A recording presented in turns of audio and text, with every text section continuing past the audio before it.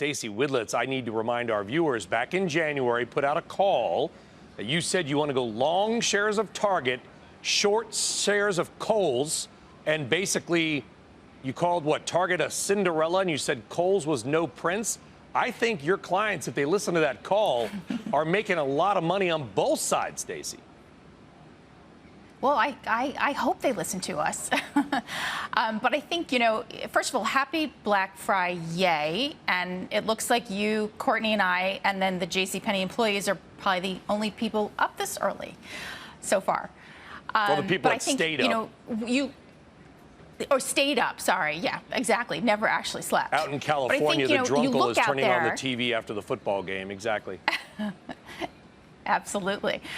But I think, you look at Black Friday every year. We talk about this is a huge shopping holiday.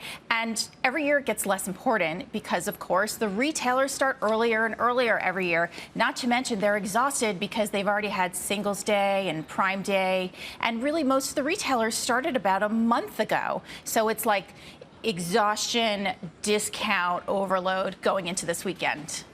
Yeah, it's funny, you watch TV here, Stacey, and it's like Black Friday specials, November 22nd through November 29th, and I'm thinking Black Friday apparently is now an entire week. So yes, while this day, this physical 24-hour period may have been reduced slightly in importance, the concept of Black Friday may be just as big as ever, I assume. It's still as big as ever. And of course, you were talking about we have 6 fewer shopping holidays between Thanksgiving and Christmas. So what did the retailers do? They made that up by starting extra early here. But the idea is you get people warmed up. Even if you throw discounts at them that aren't that great, it's still the headline that pushes them into the store here. But I would also, point out that we still have Cyber Monday. And if you think about the portion of consumers that are doing more and more of the Black Friday weekend shopping online, you wonder if this momentum eventually kind of peters out into Cyber Monday. As, again, these discounts online are offered on Thanksgiving Day and Black Friday, of course. Well, not to be a Scrooge, but also the trend, I think, Stacey, has been, correct me if I'm wrong, just wait until after Christmas, because this is a consumer that for the better part of a decade has been beaten over the head with the idea, why would you ever pay full price for anything? 100%.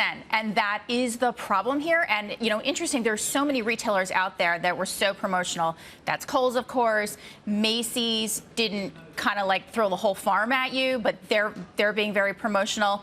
And of course, the Gap, Old Navy, 50% off everything. And that seems to be all the time now. So now you're hearing about retailers like the Gap, like Old Navy, like Victoria's Secret, that's been 50% off all the time.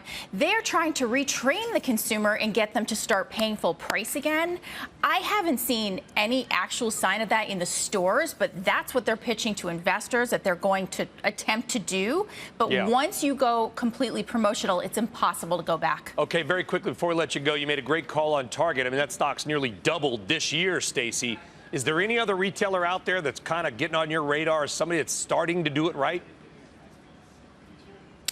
You know what? I think right now you have to stick with the winners, which is Target, which is Best Buy. But also, I would point out Dollar Tree really took a hit based on the fact that they didn't have tariffs in their guidance. So they took down significantly. They warned on tariffs, the what ifs. So, Dollar Tree looks somewhat interesting here once we get through the tariff chaos. But I think you have to stick with the winners here on the long side.